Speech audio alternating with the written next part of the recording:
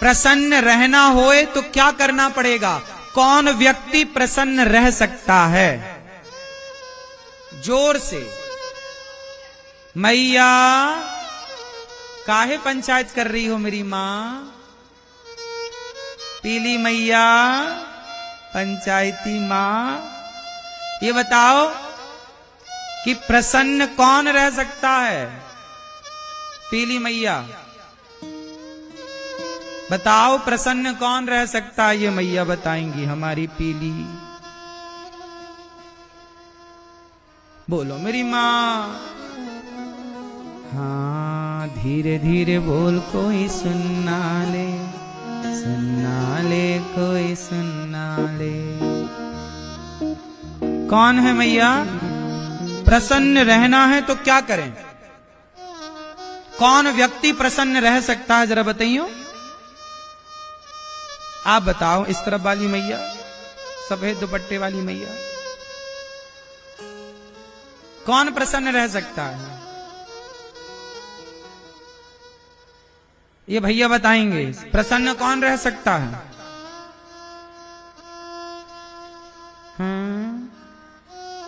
कौन प्रसन्न रह सकता है? कौन प्रसन्न रह सकता है? मैया बताओ, आप बताओ। जिसके पास संतोष है। क्या है? जिसके जीवन में संतोष है वो प्रसन्न है। आज संसार में जितने लोग प्रसन्न हैं वो इसलिए प्रसन्न हैं कि उन्हें जीवन में संतोष है। जितना दिया विधाता ने उसका संतोष जो है बहुत है। और संतुष्टि है तो प्रसन्नता है, और संतुष्टि नहीं तो कितने लोग ईश्वर के दिए में संतुष्ट हैं? अच्छा, आपकी हैसियत से ईश्वर ने ज्यादा दिया है कि कम दिया है?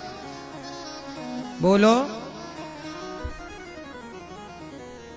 ज्यादा है कि कम है? ज्यादा है। क्यों मैया? भगवान ने आपको आपकी हैसियत से ज्यादा दिया या कम? इसलिए ईश्वर का धन्यवाद करो। बहुत है प्रभु, हम तो इस लायक थे नहीं। आपने अंधा बनाया होता तो हम क्या कर लेते? आंखें दी, चलने को पांव दिया। आप भगवान से कभी शिकायत करते हो कि नहीं? क्यों भैया, आप भगवान से कभी शिकायत करते हो? बोलो। ओ मोबाइल वाले भैया, आप भगवान से कभी शिकायत करते हो? नहीं। शिकायत वो करें जिनके पास चलने के लिए पांव नहीं है। शिकायत वो करें जिनके पास देखने के लिए आंख नहीं है। शिकायत वो करें जिनके पास हाथ नहीं है। शिकायत वो करें जिनके पास सुनने के लिए कान नहीं है। शिकायत वो करें जिनके पास बोलने के लिए वाणी नहीं है। आपके पास तो चलने को पांव दिए, देखने को आंख दी, उठाने को हाथ दिया। भगवान ने आंखों में रोशनी दी, कानों में सुनने की शक्ति दी, तो शिकायत किस बात की? आप लोग जूता चप्पल कहां पहनते हो? जोर से बोलो मेरी मां। भैया, आप लोग जूते चप्पल कहां पहनते हो? पैरों में। लेकिन समाज में कुछ लोग ऐसे हैं जो चप्पल हाथ में पहनते हैं। चप्पल कहां पहनते हैं? हाथ में पहन के चप्पल घिसटते हैं ऐसे ऐसे। देखा कि नहीं आपने किसी को सिकंदराबाद में? क्यों?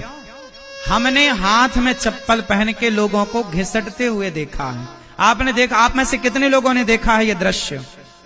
देखा है सबने। सोचिए, परमात्मा ने ये दृश्य क्यों दिखाया कि देख लो दुनिया वालों, जो तुम शिकायतें करते रहते हो ना, तुम कहते हो हमारे पास तो हमारा पड़ोसी 10,000 के जूते पहनता है। अरे उसे मत देखो जिसके पास 10,000 के जूते हैं, उसको देखो ना जिसके पास जूता पहनने के लिए पांव ही नहीं है। कम से कम विधाता का धन्यवाद दो कि आपको बढ़िया पांव तो दे रखे। कम से कम आपके पास हाथ में चप्पल पहन के घिसटने की नौबत तो नहीं है। इसका धन्यवाद दो ईश्वर को। जो मिला है, एक कागज उठाना, आज एक कागज उठाना, एक कलम उठाना और कागज में लिखना कि ईश्वर ने आपको क्या क्या दिया है। आंखें, कान, शरीर, माँ, बाप, बेटी, बेटा, गाड़ी, घर, दुकान, मकान, पैसा, बैंक बैलेंस, जो जो दिया है एक उसकी लिस्ट बनाना और दूसरे पेज पर जो नहीं मिला और जो आपकी कामना उसकी जरा लिस्ट बनाना और फिर चेक करना खुद कि जो दिया है वो ज्यादा है या जो नहीं दिया उसकी गिनती ज्यादा है। तो जो दिया है उसके आंकड़े ज्यादा हैं या जो नहीं मिला वो आंकड़ा ज्यादा है। बोलो बोलो मेरी मां। जो मिला है उसकी संख्या, जो नहीं मिला, जो नहीं मिला उसकी शिकायत लोग करते हैं। अरे जो मिला है उसका धन्यवाद तो करो कम से कम। ये दुनिया को कौन खुश कर पाया कि हम खुश कर पाएंगे, कि तुम खुश कर पाओगे? ये जगत को राम खुश ना कर पाए। अयोध्या में भी राम का विरोध करने वाले लोग राम के जमाने में भी मौजूद थे। जब राम का विरोध करने वाले लोग थे, सीता माता का विरोध करने वाले लोग थे, कृष्ण को शिशुपाल जैसे लोग गालियां देने वाले लोग थे, तो आपका विरोध कोई करे इसमें कोई आश्चर्य थोड़ी है। हम भगवान से नहीं कहते कि हमें यही चाहिए, जो आप अच्छा समझते हो वो दीजिए। आपने सोचा होगा कुछ हमारे लिए? नहीं सोचा होगा।